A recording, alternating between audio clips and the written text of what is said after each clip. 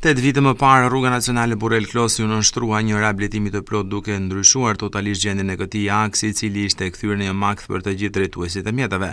Por ndërsa për këta të fundit, ky rekonstruksion zgjidhi problemin për shumë bujq, ka krijuar probleme të tjera. Të gjithë ata që kanë toka bujqësore poshtë rrugës e kanë të vështirë të marrin ujin vaditës, i cili vjen nga kanali i Klosit, pasi daljet janë lënë jo në vendin e duhur. Florenc Kurti thotë se ka probleme me vaditën e parcelës së tij me ministër në fshatin Shulpatër, pasi dalja e ujit është lënë në fund ku është më ulët se fillimi i parcelës, teksa vjen nga Klosi. Për këtë, thot ai, duhet improvisuar mjete primitive për të dërguar ujin tek të gjitha bimet e mbjella. Po tu bëla ujë ka vojë, tu me tu shumë. Me ujë shko. Po ka bujti me fund tokë burr, vadiçë. Ka kom she 4 kon, e di kon. Po problem vaj burri ka vojën vetë, se ka vu kom mes me ujë në ulaj. A ka vojën vetë, na gjend vetë, se do të vojë ju. Ka ta morën ti, ta morën me tuba, me tuba. 18 lekë jo, po 18. Çfarë sim sa është dritit, më me problem, dritin në ta lë morën.